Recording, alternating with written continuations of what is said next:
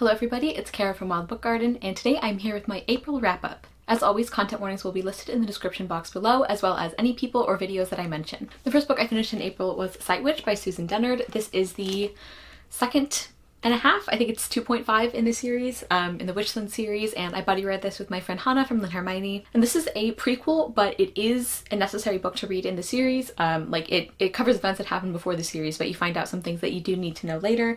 And I had heard most people didn't really like this, they were disappointed in it, and I can definitely see how if you're hoping for the next full book in a series, then you get a prequel. I can get how that's disappointing, but taking it on its own, I actually really enjoyed this. We follow our main character Ryber, who we do know from other books in the series, and she is she's at the Sightwitch convent, and sisters start disappearing, so it's up to Ryber to try and find them and to figure out what is happening.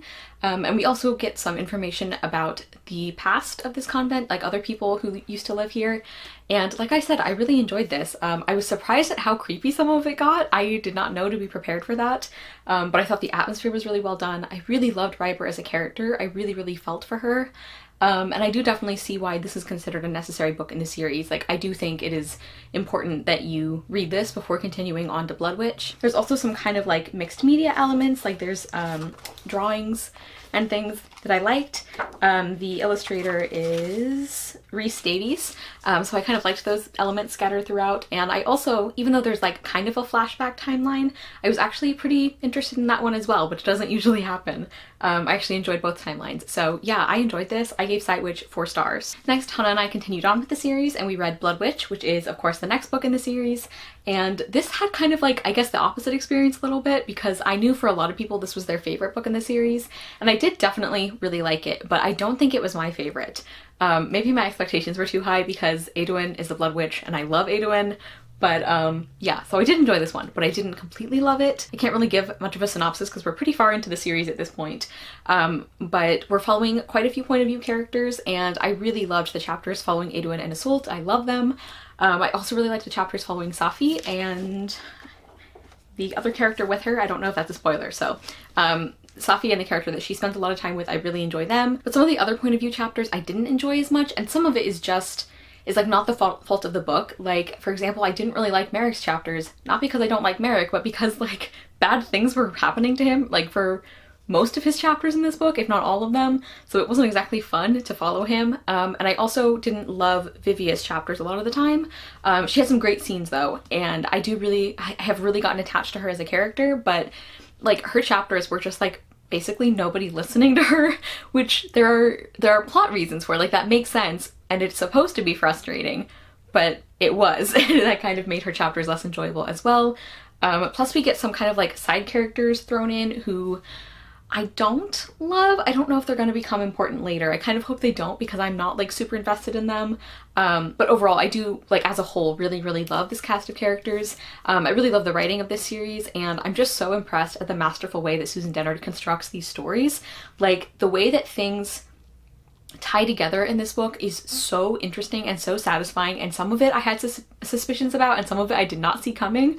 Reading this book and the series in general, but I think especially this book, it's like watching Susan Dennard dump out a pile of puzzle pieces in front of you and you're like, there's no way that all of these go together, and then she puts the puzzle together in front of you and you're like, oh my gosh.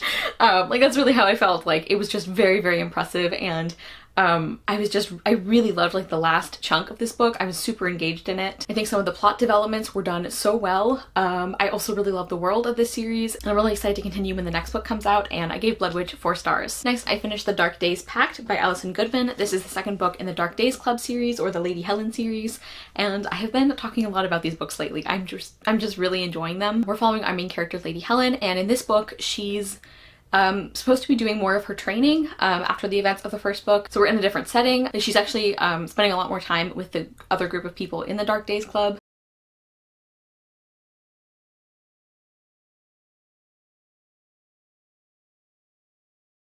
So she's training and everything, and then it also seems like her mentor, Lord Carlston, it seems like there's something going on with him. The people in the club are starting to get worried about him, and that he something is wrong, basically. He's not acting like himself, and that they need to figure out some way to combat the negative effects of what they do, basically. And then to add to that, Helen and another character get forced into working on the side of somebody that they don't want to help in order to get a hold of an object that could be very dangerous if it falls into the wrong hands. And so Helen is really conflicted about that. And I feel like that was a very vague summary, but I did really enjoy this sequel. I still love these characters, Helen and Lord Carlston.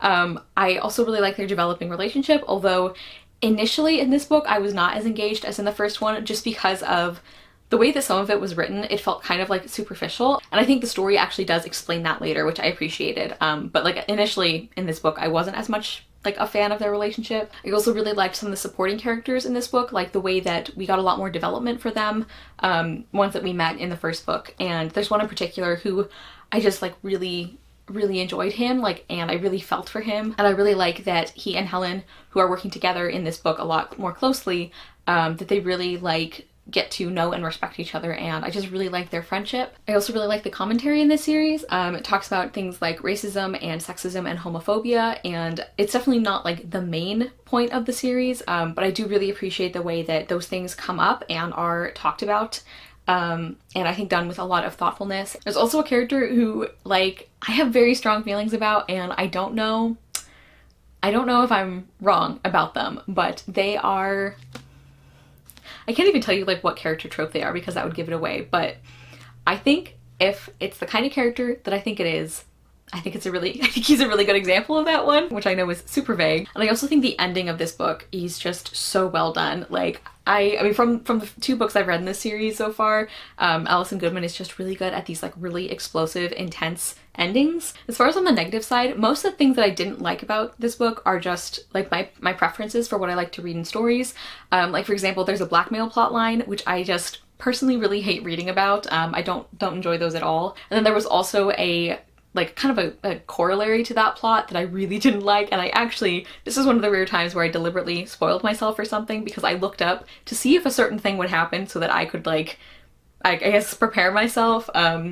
So it was very well written in the sense that like I was very invested in Helen being able to get out of this situation.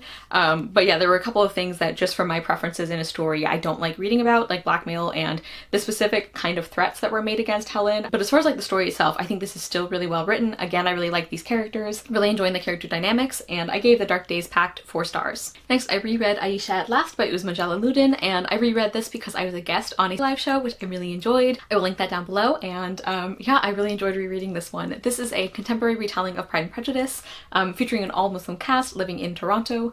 And I say Pride and Prejudice retelling, I think it's more loose than some retellings, but it does have a lot of Pride and Prejudice elements in it, and we're following our main characters Ayesha and Khalid, and they really don't hit it off when they first meet each other, but due to some mistaken identity shenanigans, they both end up on the same planning committee for their mosque, and so they end up spending a lot more time together. And Khalid has always thought that he would be fine with an arranged marriage. He's always wanted that, but then when he starts spending more time with Ayesha, he starts wondering if maybe he doesn't want that as much as he thought. And I really enjoyed this the second time as well. I really enjoy our main characters, and I really enjoy the character development for them, especially Khalid. I think he goes through a really great character arc. I really like the romance, and the chemistry that Khalid and Ayesha have is so good. The way Uzma Jalaluddin could communicate this tension was so good when it's like the characters aren't even touching each other, but like you can just feel that connection between them. There's a scene where they're cooking together that is just so well done.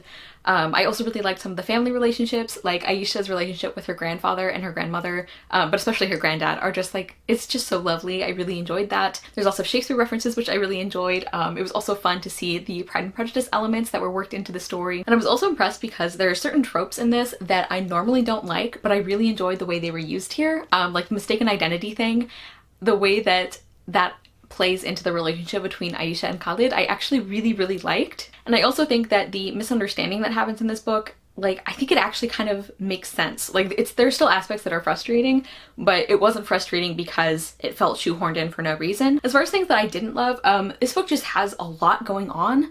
Like, there's a lot of subplots, and even though some of them I was very invested in and I enjoyed, it just felt like there was a lot happening. There are also some side characters who I think have a change of heart that happened way too quickly to be believable or satisfying. And I also think the very beginning and the very end of this book, that was kind of one of the biggest examples of like too much was going on, because the book opens and like we're immediately like okay, so we know Ayesha wants to be a writer, and we see her at school, and then we see conflict with Khalid and the Islamophobia that he faces at work, and then we see like the conflict between some of these family members, and it's just like really everything is like hitting you at once at the beginning. And on the one hand, like I like that we got right into the story, but I also think that we could have done that without maybe feeling like all of the like plot elements or conflict was just thrown at us at once. And then I also, like I said, think the ending was a little too fast as well. But overall, I did really like this, and I also enjoyed the Pride and Prejudice elements. I think that some of them worked in this story better than others, but overall, I really liked this book, and I gave Aisha at last 4 stars, just like I did the first time. Next, I read River Secrets by Shannon Hale. This is the 3rd book in the Books of Bayern series, which is a series of companion novels.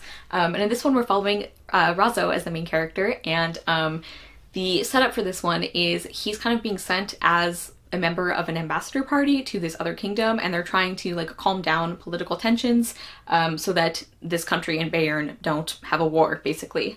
And then while he's there, there are some like dead bodies that start turning up, so this kind of turns into a murder mystery a little bit, and the people from Bayern, it looks like they're being blamed for it. So they're trying to solve this mystery and prevent the outbreak of further conflict and violence between these 2 kingdoms.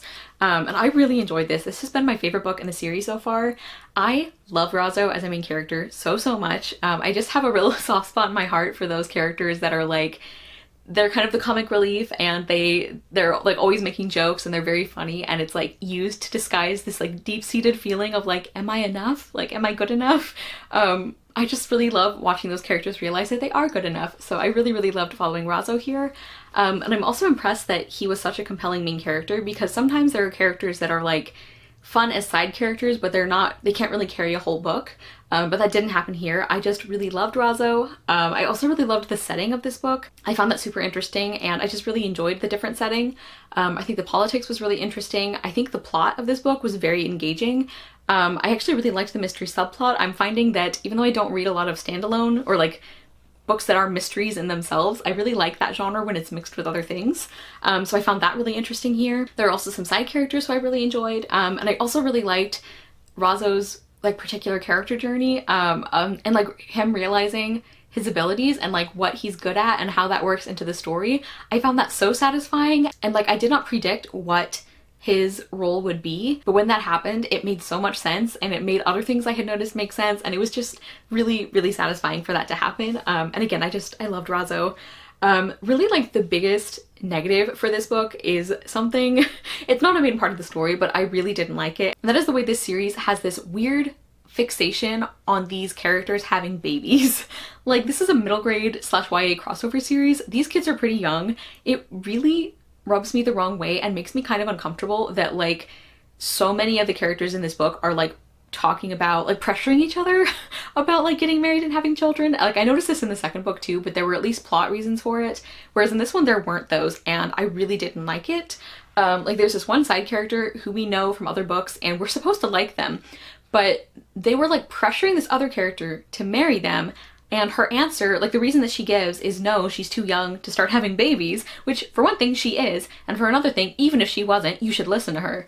And the way that's brushed off, and it's like implied later that was just an excuse and she didn't mean it. It's like, why wouldn't you just like use a different excuse or like have that written differently? Like, there was no reason for that conversation to happen, and it really soured me on the character who was like pressuring this other character to marry them. Like, I also am just not a fan of the like wearing somebody down until they marry you trope. Like, I don't find that romantic at all. I don't like that. But to have on top of that what felt like pressure for characters to have babies sooner than they wanted to, I really didn't like that. And again, these are like very young characters. I think at the oldest they're probably like 14, some of them, maybe 15.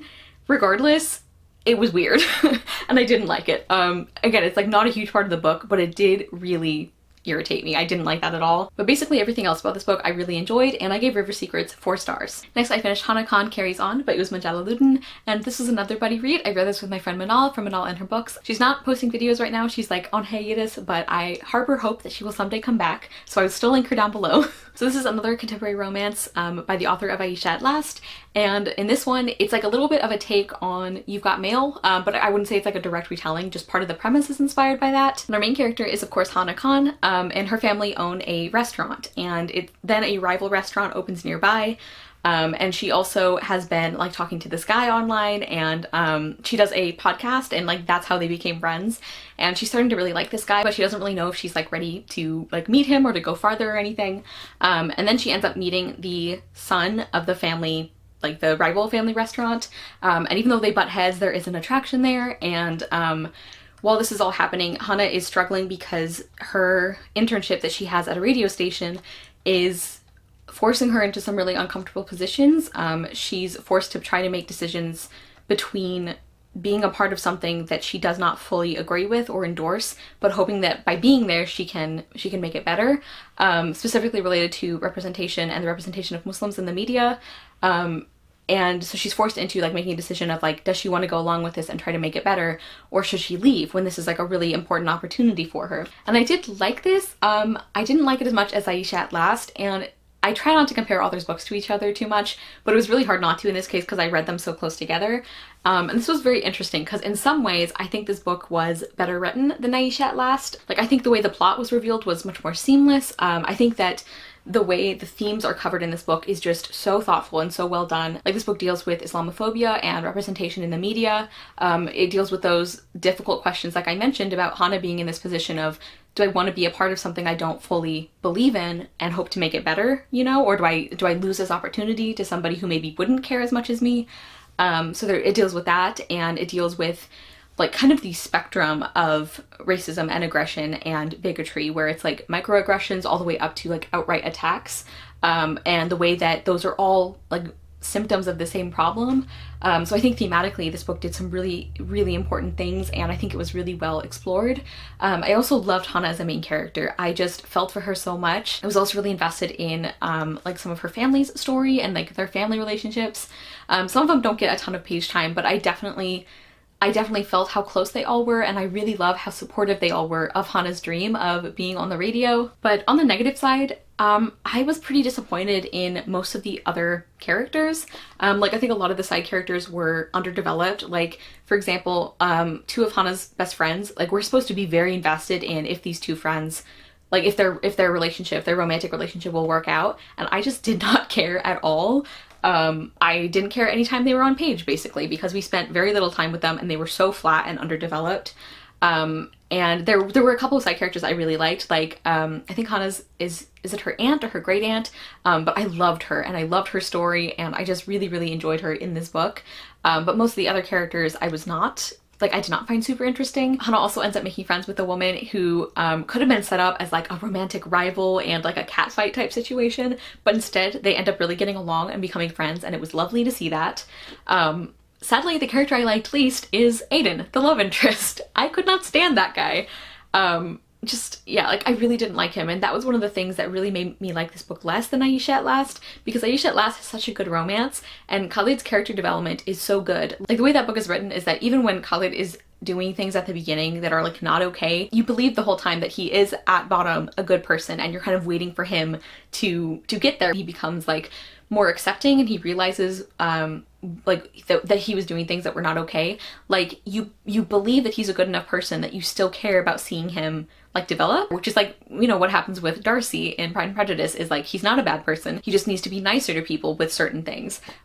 Whereas Aiden, like, it's like half the book, 2/3 of the book, before we see him like doing anything decent, or like we get any indication that he has like a personality trait that is not bad. And I think that's too late, because like by that time, like I said, it was too late. I just didn't like him. I really didn't buy the romance between Hana and Aiden. Like, it was just attraction, which is fine, but that's not something that I find interesting to read in books, and it just wasn't enough to get me to care about the outcome of their relationship. Like, throughout the book, even at the end, I was like, happy ending would be Aiden leaves forever. And then like Hana's family restaurant keeps thriving. So yeah, not a great thing when you're reading a romance if like the happy ending for you involves the romantic lead, or the romantic interest just like leaving and not coming back. I also had mixed feelings about the ending. I think that it was more convincing than other versions of that story I've seen, but I still would have preferred maybe something else to happen. And then also, just like another kind of personal preference thing is, I don't actually like You've Got Mail very much. So maybe that was part of the reason too that this book didn't work for me as well. It's definitely not a direct retelling or anything, but again, some of the setup and some of the plot elements are similar to that movie. So maybe that's partly why, but yeah, I didn't enjoy this one as much. I did give it 3.5 stars because there are a lot of good things here.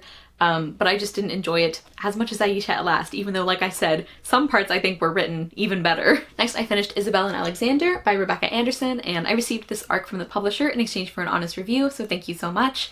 And I actually have a full spoiler-free review on this book, which I will link down below, so I won't talk about it too much here. But we're following Isabelle, and right at the beginning of the book, she and Alexander get married in this kind of like arranged marriage of convenience thing. Like, they both agree to it. And Isabelle is thinking that as time goes on, they will get to know each other and like each other better. Like, she's very practical about it, but she does have kind of a romantic streak, and she's hoping that they will find love with each other. And unfortunately, that doesn't seem to be happening. Alexander isn't really paying much attention to her, and Isabelle is really lonely and unhappy. And then just when things start looking up between them, it seems like they're starting to get to know each other and, you know, possibly even start to fall in love a little bit. There's an accident and Alexander becomes paralyzed, I think from the waist down. And so now in this brand new marriage, the two of them are forced to navigate this like completely different situation.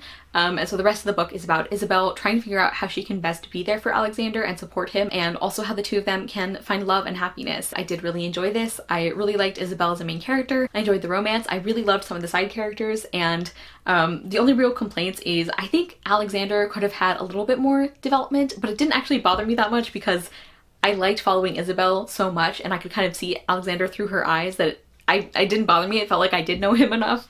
And I also wasn't a big fan of the ending or epilogue. Like, I think the ending happened too fast, and then epilogue, this is another personal preference thing. It's just a romance trope that I don't super enjoy. But overall, I did really enjoy this one. I gave Isabelle and Alexander 4 stars, and again, check out my review if you want more thoughts. Next, I finished The Mere Season by Anna Marie McLemore, and this is a contemporary magical realism story, although definitely more on the contemporary side than their other books. And it's also it's inspired by the fairy tale The Snow Queen, although I don't think you need to know or enjoy that story in order to read this book. So we're following our main character Graciela, or Ciela, and at the beginning of the story, her and this boy named Locke are both sexually assaulted at the same party. And Ciela is this is obviously a very traumatic experience for both of them, and they end up finding each other and kind of like getting closer to each other because they can understand what the other person is going through. But Ciela knows something about what happened to them and Locke doesn't. Like, Locke doesn't remember what happened that night and Ciela does. So that's kind of coming between them, and this is a story about trauma and about healing, and it's definitely very, very intense. This book obviously deals with sexual assault, so please be aware before you pick it up. But I thought it was incredible. I also think that if you have tried Macklemore before and you felt like their work was a little too flowery for you, I would maybe say give this one a try if you can handle the content, because I think their writing is still beautiful, but it's less like overly flowery and descriptive, even though I do like their writing. I enjoy that about their writing, but it's a little toned down, and the setting and everything. This book feels much more grounded in a contemporary setting with just a splash of magical realism, so I think in a lot of ways it's a more approachable one. I love all their work, and I also loved this one. Like I said, the writing is incredible. I really, really loved these characters. Like, I really loved Ciela and Locke, and Ciela is the point of view character, we're following her, but I just really loved both of them and their developing relationship, the way that they can really like lean on each other. I also thought the tone was balanced really well in this book. Obviously, it deals with a lot of really heavy stuff, and I don't think that is undercut, but I also think there's plenty of moments of lightness and humor and love and hope. And I just think that those were balanced really, really well throughout this book. I also liked the way that magic was included. It's like a little bit of baking magic, which I always really enjoy. And I also really liked the way that the Snow Queen story was incorporated into this book. Again, I don't think that knowing that story is a necessity for enjoying this book, but I do know a little bit about it, and so it was really interesting to see those moments and to see the way that Anna Marie McLemore would take those pieces of the story and use them like thematically in this book. I just really, really was impressed by that. I just think this is a really important book that was beautifully executed. It also focuses a lot on who we tend to leave out in conversations about sexual assault, like queer people and women of color and boys. I just think this book had a lot of really, really fantastic things to say, and I gave it 5 stars. This is not a surprise since I tend to love everything that Anne Marie McLemore writes, but this is definitely, I think, up there as one of their best novels in my opinion. Next, I finished Sense and Sensibility, an Amish retelling of Jane Austen's classic by Sarah Price, which is just what it says. It is an Amish retelling of Jane Austen's novel.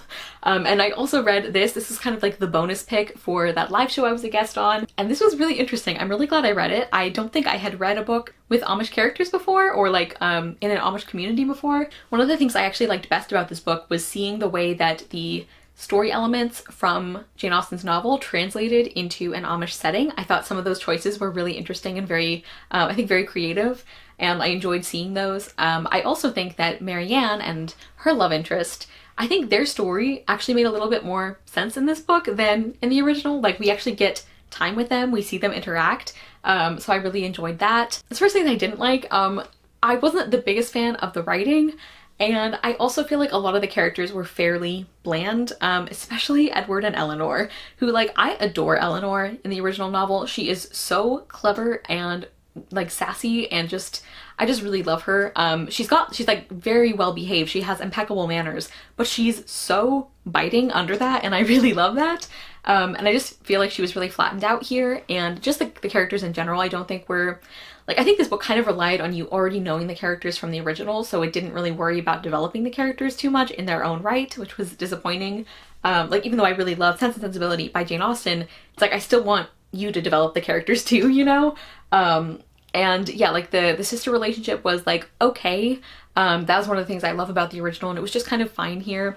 So yeah, like most of the characters just felt very bland, honestly. So I ended up giving this book 3 stars, although I would definitely read other Amish books, like by a different author. I just think Sarah Price's style for me didn't quite click, like her writing and characterization style wasn't for me. But I did enjoy the setting, and I would definitely read other Amish stories. I also realized I gave that whole review and did not give you a summary of this book. So basically we're following Eleanor and Marianne, who are 2 sisters, and because of some inheritance things that happen, them and their mother end up having to leave their family home, so they go to stay at this little cottage, and it's about the kind of relationships that they form, some of them romantic and some of them not, and it's about, like, I'm kind of summarizing this one and the original novel. There's a lot about the sisterly bond that they have. One thing I love about Jane Austen's book is like the humor and the social commentary, and I don't think those happened quite as much in this book. That was a very slapdash summary, and I kind of combined 2 books when I was summarizing, so that wasn't super helpful, but hopefully you get the gist. Yeah, this was okay. Next, I finished Glimpsed by G.F. Miller, and this is a contemporary book that, I guess it's a contemporary fantasy, although there's a very small magic element. Our main character is a girl named Charity, and she is a fairy godmother. So every once in a while she'll get something called a glimpse, where she will see somebody's like greatest wish, like the thing that they want most, and then her job is to make that happen. She has magic that she can use to make that happen, and she's really happy doing that. She feels very fulfilled doing that. And then something goes wrong with one of her clients, very disastrously wrong, and it kind of throws into question all of the people that Charity has helped. And then to add on top of that, this boy Noah, he kind of confronts her, and he says that some of the people that she has helped are really unhappy, and he also says he knows that that she's like a fairy godmother, and he's going to reveal it to people unless Charity helps him get his ex back, or this girl that he had a crush on back, who Charity had helped set up with somebody different. And Charity agrees. And I really liked this. This was really fun. I also want to mention that this is one of the few cases where the summary kind of gives you a lot more information than happens at the beginning, but I think it makes sense, and I think that's a good idea. Because in the actual story, the like disaster that happens with one of Charity's clients doesn't happen until like, I don't know, farther into the book than I would have thought. But I think it's good to know that going in, because it kind of helps set up what the story is gonna feel like. I don't know if that made sense, but I did really enjoy this. I really liked Charity as a main character. I found her really interesting, and I also really liked how she was a like popular, attractive cheerleader without being a like shallow, bitchy, mean girl. That's sadly very rare, and I really enjoyed her character for that reason. And I also liked Noah eventually. He did some things Like, there were some things that he said to Charity at the beginning that I think really crossed the line, and yes, he was angry, but some of the things he said were really bad. He did explicitly apologize for some of them later though, which I did appreciate, but yeah, warming up to Noah took me a little longer, but I did end up really enjoying the romance between them. I just think it was like, I think it was written in a way that I just really enjoyed and it was really fun. I also liked the magic in this book. I thought that was really interesting, and I also think it says some interesting things about, I don't know, like the way that it used Charity's magic to talk about things like free will, I just thought was very interesting. It wasn't like a huge focus of the book, but I liked that it did that. And then going back to the romance, there are a couple of tropes this book uses that I just personally love. And one of them is that like character makes a deal to win back the affection of another character, because I feel like you get some really interesting like conflict and character dynamics without venturing into cheating territory, which I don't like. So I really liked that this book did that. I think this was a very well executed version of that trope, and I just enjoyed it. It also does this, like, I don't even know if it could be considered a trope because it is very, very specific, but there's also this other thing that happens partway through that is just one of my favorite things, and I don't know if it's a spoiler to mention it. Maybe it is, I don't know, but I really liked that. And like overall, this book was just really fun. I read it basically in one sitting. I stayed up way too late reading it because I was just having a lot of fun, and I just found this a very engaging book. As far as like things I didn't like I said, Noah took me a while to warm up to because some of the things he says to Charity I just think were, again, over the line. And then also this book talks a lot about like nerd things and like nerd culture. I think some of it was a little over the top, but on the other hand, I enjoyed some of it, so that was kind of a mixed bag for me. And then also I wasn't completely satisfied with the way that some of the family conflict was resolved. Specifically, I really didn't like where things ended up with Charity and her mother and the way that we were supposed to view, I guess, that as like being fixed, and I did not. I really had some issues with Charity's mother, and I don't think that was dealt with fully. But overall, I had fun with this. I would recommend it if like these kind of tropes or anything sounds interesting, and I gave Glimpsed 3.75 stars. Next, I finished Rebecca by Daphne du Maurier, and this was our Past It Classics book club pick for April, I think.